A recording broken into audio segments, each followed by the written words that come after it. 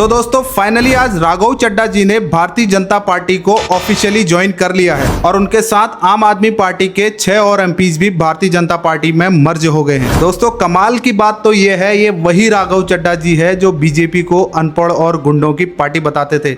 मेरा ये मानना है कि बीजेपी एक गुंडों की पार्टी है। दोस्तों राजनीति क्यों इतनी फनी है, इसका एक सटीक उदाहरण ये भी है कि आज से कुछ समय पहले बीजेपी को गुंडों और अनपढ़ों की पार्टी बताने वाले राघव चड्ढा जी आज उसी बीजेपी के गोद में जाके बैठ गए हैं। और इस न्यूज के आने से राघव चड्ढा के खिलाफ युवाओं में भारी गुस्सा भी देखा जा रहा है और इसी का असर है कि पिछले 24 घंटे में राघव चड्ढा को इंस्टाग्राम से लगभग 2.5 लाख लोगों ने अनफॉलो कर दिया है और खास करके युवाओं में उनके इस कदम को लेकर भारी गुस्सा भी दिखाई दे रहा है। और यहीं पे राघव चड्ढा जी के द्वारा लिया गया ये डिसीजन पे कई बड़े सवाल भी खड़े होते हैं। आखिर राघव चड्ढा ने बीजेपी को ही क्यों ज्वाइन किया? क्या राघव चड्ढा खुद की एक इंडिविजुअल पार्टी नहीं बना सकते थे? और ठीक 7 एमपीज ही क्यों?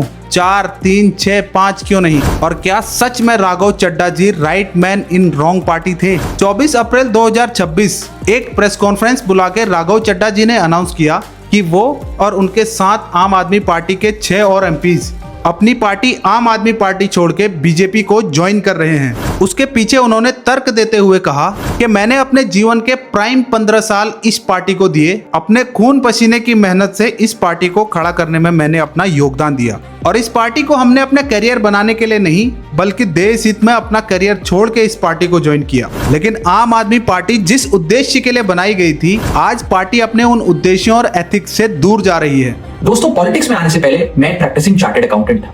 मेरे सामने एक बेहतरीन करियर था, लेकिन मैं उस करियर को छोड़कर पॉलिटिक्स में आया। अपने करियर को बनाने के लिए पॉलिटिक्स में नहीं आया और एक पॉलिटिकल पार्टी का फाउंडिंग मेंबर बना, जिस पार्टी को मैंने अपने प्राइम यूथ के 15 साल दिए, अपने खून पसीने से, बहुत मेहनत से इस पार्टी को सींचा। लेकिन आज ये पार्टी वो पुरानी वाली पार्टी नहीं रही। और यहाँ राघव चड्ढा जी ने खुद के लिए एक बहुत पावरफुल स्टेटमेंट देते हुए कहा, I am the right person in wrong party. I am the right man in the wrong party. इसलिए मैं ये अनाउंस करता हूं कि मैं आम आदमी पार्टी से दूर जा रहा हूं और जनता के पास जा रहा हूं। और इसमें एक इंटरेस्टिंग ट्विस्ट ये है कि राघव चड्ढा ने अकेले बीजेपी ज्वाइन नहीं किया, उनके साथ आम आदमी पार्टी के राज्यसभा के 6 और एमपीज ने बीजेपी को ज्वाइन किया। इनमें स्वाति मालीवाल, हरभजन सिंह, संदीप पाठक, अशोक मित्तल, राजेंद्र गुप्ता और विक्रम सैनी के नाम सामने आए हैं। बीजेपी ज्वाइन करने वाले इन सभी 7 एमपीज में सबसे इंटरेस्टिंग नाम निकल के आया अशोक मित्तल जी का। कुछ दिन पहले जब आम आदमी पार्टी ने राघव चड्ढा को राज्यसभा के डिप्टी लीडर के पोजीशन से हटाया तो अशोक मित्तल ही वो शख्स थे जिन्होंने राघव चड्ढा को एक तरह से रिप्लेस किया था। और वही अशोक मित्तल का आज राघव चड्ढा के साथ मिलकर बीजेपी में मर्ज हो जाना आम आदमी पार्टी के लिए सिर्फ पॉलिटिकल शर्मिंदगी नहीं, जबकि पार्टी के इंटरनल कोलैप्स की तरफ भी इशारा करता है। आइए समझते हैं आखिर राघव चड्ढा और उन 6 एमपीज ने आम आदमी पार्टी को क्यों छोड़ा। राघव चड्ढा का कहना है कि आम आदमी पार्टी जहां अपने ओरिजिनल प्रिंसिपल से भटक चुकी है, वहीं पार्टी धीरे धीरे करप्ट भी हो रही है। उन्होंने कहा कि आम आदमी पार्टी एक एंटी करप्शन मूवमेंट से निकली हुई पार्टी थी जिसका उद्देश्य था क्लीन पॉलिटिक्स, ऑनेस्ट गवर्नेंस और आम आदमी की आवाज। लेकिन आज पार्टी अपने कोर प्रिंसिपल से बुरी तरीके से भटक चुकी है और वहीं आम आदमी पार्टी और उनके लीडर्स का मानना इसके बिल्कुल विपरीत है। आम आदमी पार्टी के लीडर्स का मानना है कि राघव चड्ढा काफी दिनों से पार्टी से दूरी बना रहे थे। जब अरविंद केजरीवाल अरेस्ट हुए और पार्टी स्ट्रीट प्रोटेस्ट कर रही थी तब भी राघव चड्ढा पार्टी के साथ खड़े नहीं थे। और साथ ही आम आदमी पार्टी ने यह भी दावा किया कि राघव चड्ढा ने बीजेपी और पीएम मोदी के खिलाफ किए गए अपने सारे सोशल मीडिया पोस्ट और ट्वीट हटा दिए।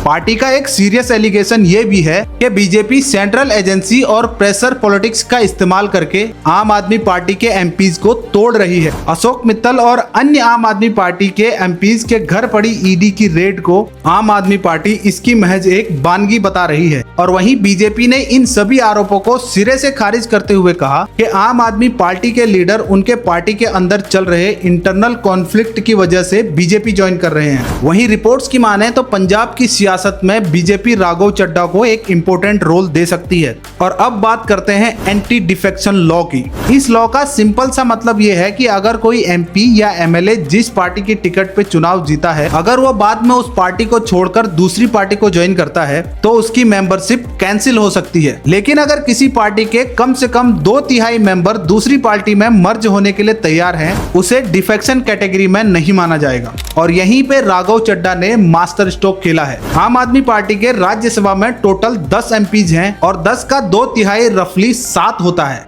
और इस केस में भी एग्जैक्ट 7 एमपीज ही बीजेपी में मर्ज हुए हैं और ये राघव चड्ढा का मास्टर स्ट्रोक था। यहाँ पे अगर राघव चड्ढा अकेले बीजेपी ज्वाइन करते तो उनकी राज्यसभा सीट रद्द भी हो सकती थी। अब बात करते हैं पंजाब पॉलिटिक्स में इसका कितना बड़ा असर पड़ेगा। दिल्ली में आम आदमी पार्टी का क्या हश्र हुआ उससे आप सब वाकिफ हैं और दिल्ली में ये हश्र होने के बाद अब पंजाब आम आदमी पार्टी के नेशनल पॉलिटिक्स का सबसे बड़ा गढ़ है। पंजाब में अभी आम आदमी पार्टी की सरकार है और धीरे धीरे 2027 के असेंबली चुनाव भी नजदीक आ रहे हैं। ऐसे में आम आदमी पार्टी के 7 अहम एमपीज का बीजेपी को ज्वाइन करना आम आदमी पार्टी के लिए एक बहुत बड़ा धक्का हो सकता है। वहीं राघव चड्ढा और संदीप पाठक जैसे लीडर जिनका 2022 में पंजाब में हुई आम आदमी पार्टी के जीत के पीछे बहुत बड़ा हाथ था, उनकी भरपाई पार्टी कर पाएगी। और वहीं ये बात लगभग तय है कि बीजेपी राघव चड्ढा को पंजाब की सियासत में एक इम्पोर्टेंट पॉलिटिकल रोल देके पंजाब में उनकी लोकप्रियता का फायदा जरूर उठाना चाहेगी। और अब बात करते हैं सोशल मीडिया की। पिछले दिनों चाहे बात गिग वर्कर्स यानी डिलीवरी बॉयज के हित की हो या एयरपोर्ट्स के अंदर आम आदमी की पॉकेट फ्रेंडली फूड मुहैया कराने की मुहिम हो या फिर बात हो मोबाइल रिचार्ज से जुड़ी, इन सभी मुद्दों को आम आदमी की आवाज बनकर राघव चड्ढा ने बढ़ चढ़ के उठाया। भारत का यूथ और आम आदमी ने राघव चड्ढा के इन सब प्रयासों का जमकर तारीफ भी किया और रातों रात राघव चड्ढा युवाओं में काफी फेमस भी हो गए। और वहीं जब 24 अप्रैल 2026 को राघव चड्ढा ने ये बताया कि वो अब भारतीय जनता पार्टी को ज्वाइन करने जा रहे हैं तो देश के आम आदमी और युवाओं ने खुद को ठगा हुआ महसूस किया, क्योंकि कुछ साल पहले राघव चड्ढा ने बीजेपी को अनपढ़ों और गुंडों की पार्टी बताया था और फिर आज वो उसी पार्टी की गोद में जाके बैठने की बात कर रहे हैं। तो इससे देश के आम आदमी को बहुत बड़ा धक्का पहुंचा और ठगा हुआ महसूस हुआ। ये सब इंसिडेंट को देख के जाते जाते मैं आपसे कुछ सवाल पूछना चाहता हूँ। क्या भारत की जनता को बेवकूफ बनाना इतना आसान है? क्या भारत में आम आदमी की बात और उनकी आवाज उठाने का ढोंग करके आम आदमी को आसानी से बेवकूफ बनाया जा सकता है? क्या उन्हें बेवकूफ बना के अपने पर्सनल फायदे के लिए इस्तेमाल किया जा सकता है? क्या भारत में पॉलिटिशियन सच बोलते हैं? सोचना हम सबको होगा। आपकी इस बारे में क्या राय है कमेंट बॉक्स में जरूर लिखना। बाकी देश और दुनिया के खबरों के लिए इस चैनल को सब्सक्राइब करके जरूर जाना। Thank you so much.